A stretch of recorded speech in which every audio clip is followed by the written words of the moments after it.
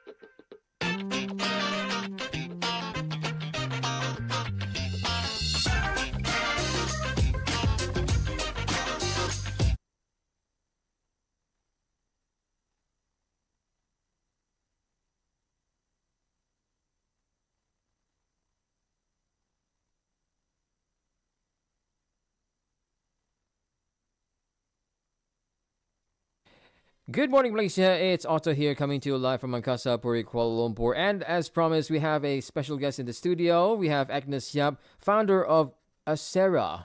Thank you so much for coming to the studio. How are you today? Hello, I'm Agnes, the founder of ASCERA, and I would like to thank you for inviting me today. Yeah, everything is okay, and I'm a little bit quite nervous. Don't be. Anyway, yeah. So if you want to catch her live as well and have any comments or probably you want to give her some questions, you can do so right now on our TikTok account at TRAXXfm Official. We're live on TikTok, Facebook, and also YouTube. So head over there and check us out. And if you have any questions, once again, just drop your message over there. So you started off as a translator at first, and then moving on to image consultancy, and now you're into perfume, scent, the body odor. How do you call it? Eau de toilette? I'm not sure. Yeah. So how did all of this come about, Agnes? Can you tell us your story? So first of all, I've always been a perfume lover. Okay, I love everything that smells good. I think everyone do the same, right? Everybody Don't we all? Yeah, I love good smell. So after graduating from university, I worked full time as a Korean translator.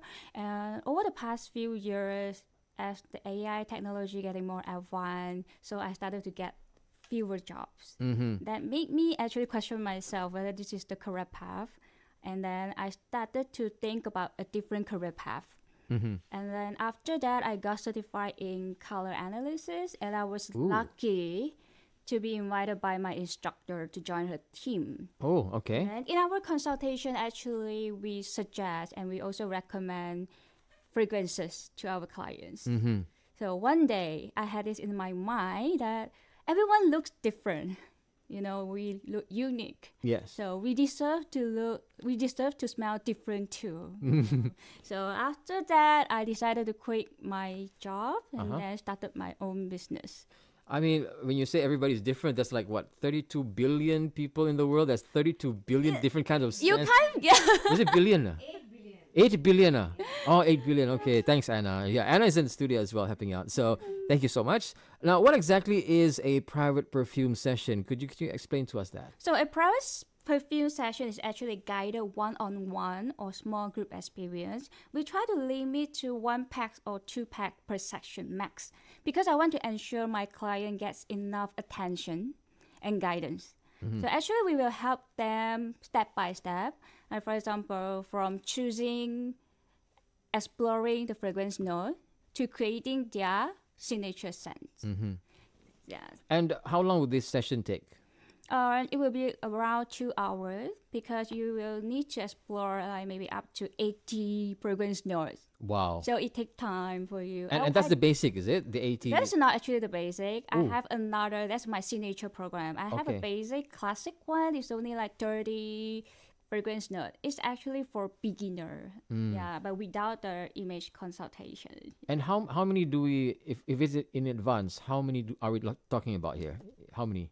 Is it more than 80? Is it like 100, over 1,000? I try to limit to 80. I have still more than 80 fragrance notes available, but after meeting so like different clients, I feel like if I extend to too much, they're kind of confused and do not know, and they're losing their sense of smell. And then they tell Really? me that Okay. they can't smell anything anymore. I see. Okay.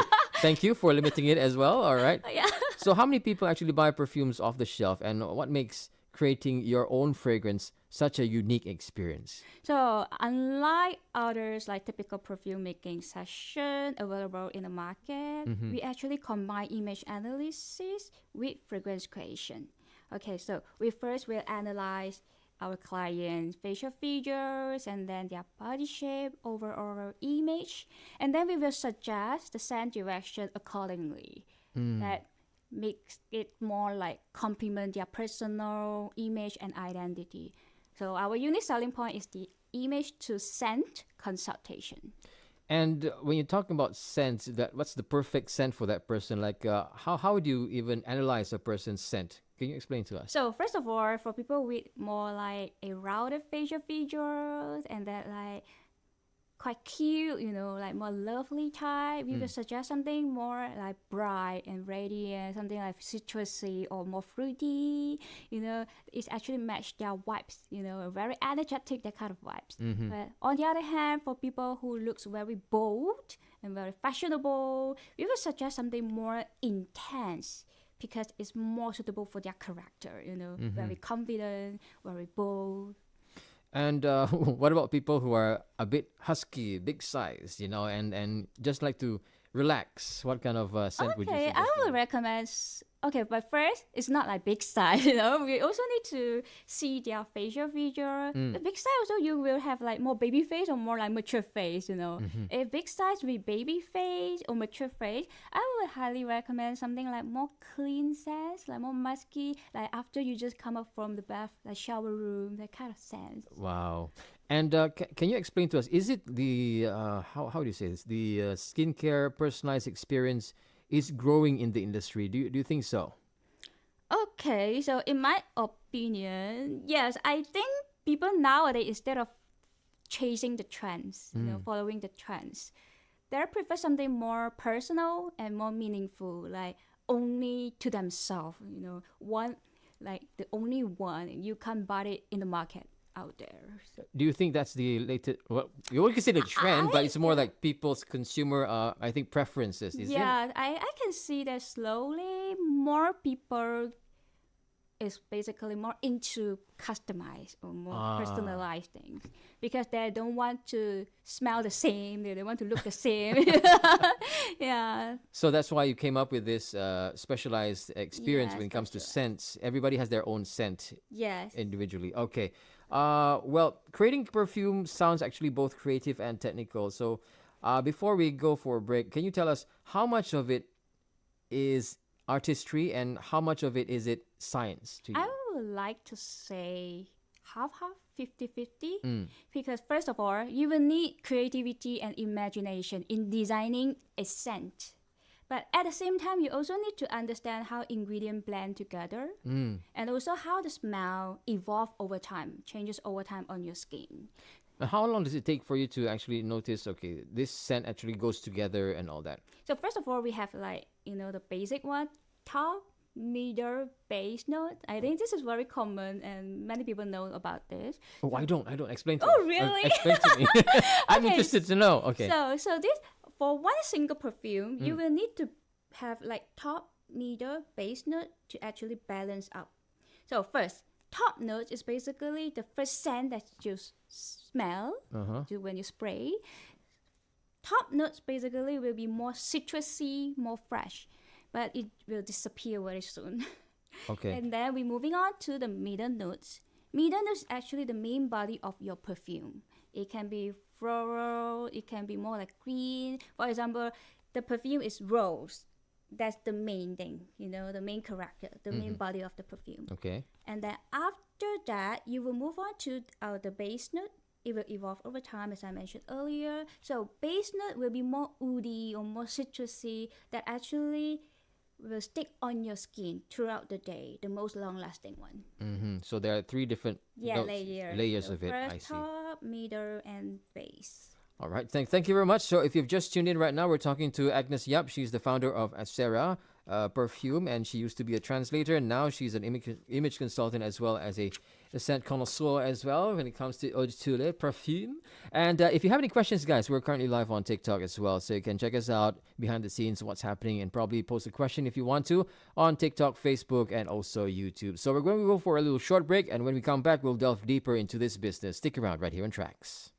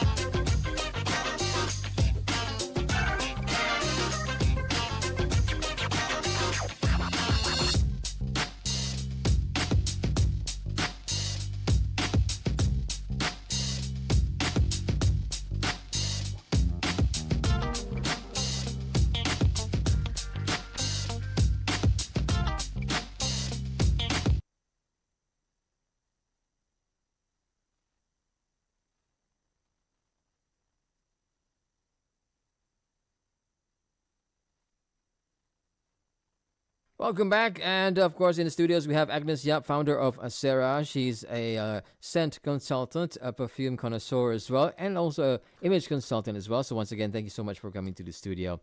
So, during the break, I asked the guest on certain stuff as well when it comes to when clients come in thinking they know what they like.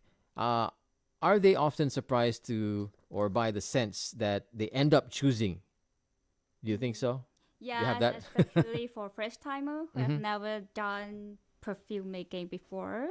For example, some client coming in saying that they want to make a powdery perfume today, but after exploring different fragrance notes, they actually realize they prefer something else. For example, maybe they prefer something more fruity and more floral or more musky or woody.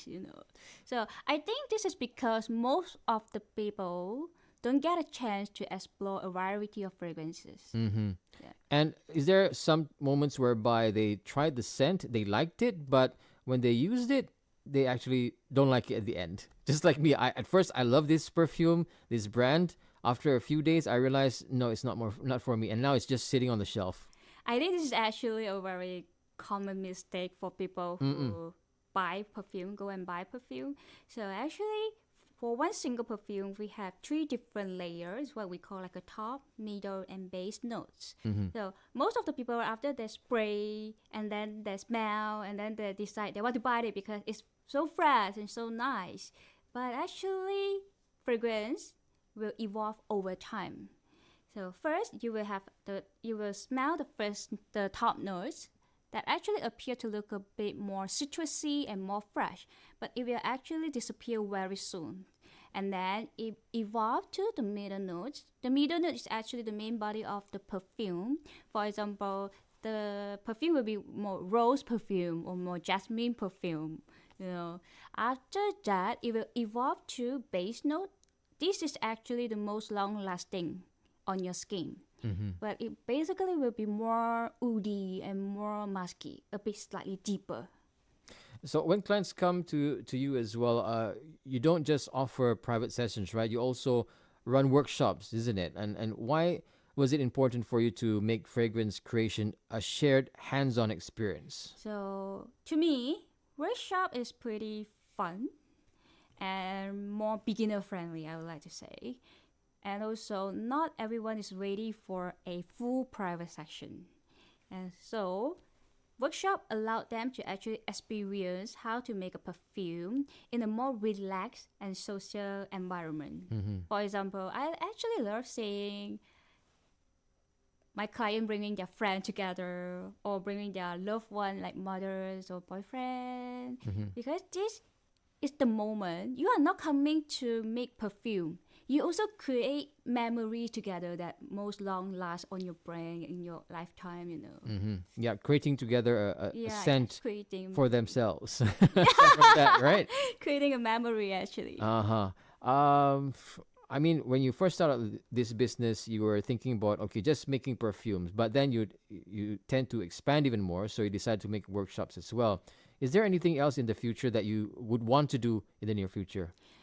Actually, my ultimate goal is to build a proper perfume brand for product selling. Yeah, but first, I want to start slow by actually doing this private section first, and then slowly expand to product selling, because product selling actually, you burn the money. Oh, exactly. Yeah. And when it comes to this, do you have any benchmark in terms of your business that you look up to? At the moment, I do not think that much yet. Yeah, but in the future, I think I will explore and then I will consider more about expanding the business. Do you have like any competitors so far? I think there are many perfume brands. I mean, doing this perfume making session. Oh, really? They are quite doing well. But to be honest, our vision is a little bit different, or our target is a bit different, because they're focused on more making perfumes only. Okay. But I focused on making your signature scent by actually analyzing your overall image. So I think instead of compare with others, brands or other competitors, I think that mine is a bit different. Personalized more. Yeah, Yeah. So it's much more better to not compete, but yeah. create your own Everyone has scent. their Everyone has their own scent, character, right? yes. I see. Okay. So once again, guys, we're currently live on TikTok, Facebook, and also YouTube. So if you have any questions for our guest here today, her name is Agnes Yap, founder of ASCERA. Please drop those notes on there, and then we'll get to it. All right. So in the meantime, moving on. So when it comes to first starting out, did you require any capital so far? My saving. Yeah. My saving. What are we looking at? In what range are we looking at in terms of capital to start this business? Okay, because I actually just ran a small studio, so it doesn't really cost me that much for money rental. Around like including all the maintenance fees, electric bill, utility bill, about like 2.2K.